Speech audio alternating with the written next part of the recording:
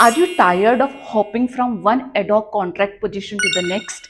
Here is your chance to land a permanent teaching position at Delhi's one of the most reputed college. Hello everybody, Namaste, welcome back to my YouTube channel. I am Dr. Kamika Chaudhary and I am an assistant professor in a government PG college. At Job and Scholar, we bring you the real career opportunities. So अगर आप ऐसी career opportunities में interested हैं, तो सबसे पहले आप इस channel को subscribe कर सकते हैं so that today also and in the coming near future also you do not miss any of the job opportunity.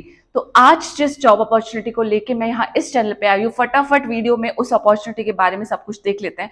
सबसे पहली बात कि अपॉर्चुनिटी आई कहाँ पे है। सो जो अपॉर्चुनिटी आपकी आई है वो एक बहुत ही रेप्यूटेड कॉलेज है, आपका दिल्ली यूनिवर्सिटी के अंदर आता है। कॉलेज का नाम है आपका गार्गी कॉलेज। सो गार्गी कॉलेज में आपकी परमानेंट असिस्टेंट प्रोफेसर की पोस्ट आई हुई है। उन पोस्ट के बारे में ही आज हम जानने वाले हैं कि क्या लास्ट डेट है, क्या स्टार्ट डेट है, आपकी एलिजिबिलिटी क्या है, ठीक है, आपका सिलेक्शन क्राइटेरिया क्या होगा। तो फटाफट से देख लेते हैं। सबसे पहले हम बात करेंगे कि इंपॉर्टेंट डेट्स क्या क्या है। सो जो नोटिफिकेशन रिलीज डेट है वो डेट है आपकी 3 जुलाई 2025, right. And last date to fill the application form है आपकी 26 जुलाई 2025।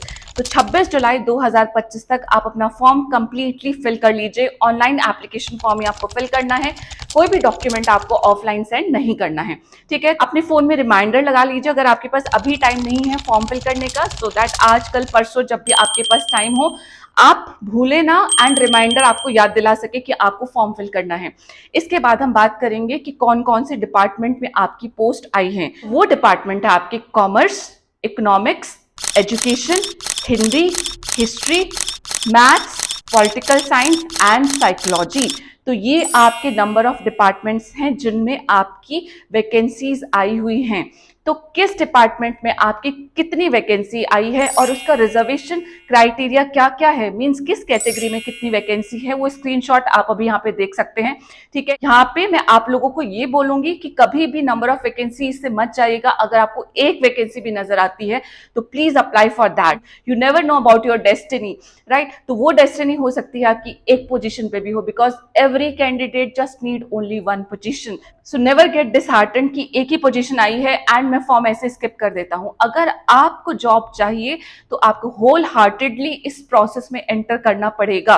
बिना होल हार्टेडली प्रोसेस में एंटर किए बहुत मुश्किल होता है। ऐसा नहीं है कि आप एडवर्टाइजमेंट देखिए एंड एडवर्टाइजमेंट स्किप कर दीजिए कि इसमें तो एक वैकेंसी है, इसमें तो 2 वैकेंसी है, इसमें 4 वैकेंसी है। नहीं, अगर आप एडवर्टाइजमेंट देख रहे हैं, आपकी प्रिपरेशन बहुत स्ट्रांग है, आप डेडिकेटेडली हार्डवर्क कर रहे हैं, तो आपको ये रिस्क लेने पड़ेंगे कि एक भी वैकेंसी है तो आप फॉर्म फिल जरूर करेंगे। नेक्स्ट इंपॉर्टेंट पॉइंट जो हम इस वीडियो में डिस्कस करेंगे वो ये है कि आपका एजुकेशन क्वालिफिकेशन क्या मांगी गई है। सो जो एजुकेशन क्वालिफिकेशन मांगी गई है for arts, commerce, humanities, social sciences and science discipline, आपका जो जनरल क्वालिफिकेशन होती है, क्या क्या होती है वो जनरल क्वालिफिकेशन। नंबर 1 कि आपने मास्टर्स की डिग्री कंप्लीट की हुई है एंड उसमें आपके कम से कम 55% मार्क्स आपने अटेंड किए हुए हैं, ठीक है। नंबर 2 क्या होता है कि आपने यूजीसी या सीएसआईआर के द्वारा जो नेट का एग्जामिनेशन होता है वो एटलीस्ट लेक्चरशिप के लिए आपने क्वालिफाई किया हो।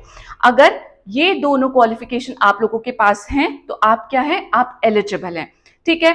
दूसरा इसमें एजुकेशन क्वालिफिकेशन के लिए क्या बोला गया है कि अगर आपने किसी फॉरेन की यूनिवर्सिटी से पीएचडी कंप्लीट की हुई है, बट यहाँ पे आपको ध्यान रखना है कि वो जो फॉरेन की यूनिवर्सिटी है वो आपकी top 500 universities in the world ranking में वो यूनिवर्सिटीज प्रेजेंट होनी चाहिए, ठीक है। तो चेक कर लीजिएगा, यूनिवर्सिटी की वेबसाइट पे भी प्रेजेंट होता है एंड यहाँ पे मैं आपको स्क्रीनशॉट में भी दिखा दूंगी कि कौन कौन सी रैंकिंग आपकी कंसीडर की जाती है।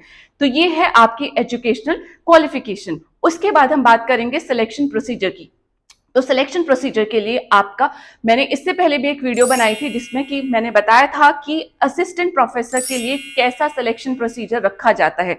तो यूजीसी का 100 पॉइंट इवैल्यूएशन सिस्टम होता है, वही 100 पॉइंट इवैल्यूएशन सिस्टम आपका गार्गी कॉलेज भी असिस्टेंट प्रोफेसर के सिलेक्शन के लिए अपनाता है। तो उस 100 पॉइंट इवैल्यूएशन सिस्टम के लिए आप मेरी वीडियो को भी रेफर कर सकते हैं। उसी के साथ साथ में क्या होता है 100 पॉइंट इवैल्यूएशन सिस्टम में कि आपका जितना भी आपका ग्रेजुएशन है, आपका पोस्ट ग्रेजुएशन है, आप नेट क्वालिफाइड है, आपने पीएचडी की है, आपने रिसर्च स्कॉलर पब्लिश किए हैं, आपके पास टीचिंग का एक्सपीरियंस है एंड उसी के साथ साथ साथ में आपके पास नेशनल या इंटरनेशनल एजेंसीज के द्वारा दिया गया अवार्ड है। तो ये 8 चीजें मेनली होती हैं जिसमें आपका 100 पॉइंट इवेल्युएशन सिस्टम कैलकुलेट करता है। हर एक चीज के लिए आपको कुछ मार्क्स दे दिए जाते हैं एंड इन 8 पैरामीटर्स को अगर आप कैलकुलेट करेंगे तो वो टोटल 100 पॉइंट का बनता है। आपके कितने मार्क्स आते हैं वो सब चेक कर लिया जाता है, वो ऐड कर लिया जाता है टोटल, एंड उसके अकॉर्डिंग आपकी एप्लीकेशन को शॉर्टलिस्ट किया जाता है।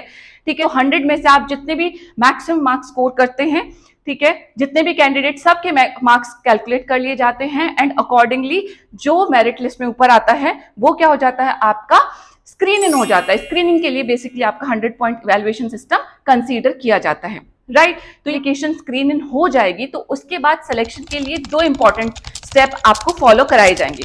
पहला इंपॉर्टेंट स्टेप में होगा कि आपको एक प्रेजेंटेशन यानी कि पावर पॉइंट प्रेजेंटेशन प्रेजेंट करनी होगी in front of the screening committee और in front of the selection committee. ठीक है, आपको कुछ टॉपिक्स दे दिए जाएंगे, उनमें से आप उस टॉपिक पे क्या करेंगे, अपनी पीपीटी बना के ले जाएंगे एंड कहीं के बाद में आपको प्रेजेंट करना है। तो आप अपनी पीपीटी को प्रेजेंट करेंगे एंड उसके बाद में जो सेकंड स्टेप है इसमें, उस सेकंड स्टेप में आपका एक सिलेक्शन कमेटी के सामने, जिसमें आपके 6 to 7 मेंबर्स प्रेजेंट होते हैं, उनके सामने आपका इंटरव्यू कराया जाएगा।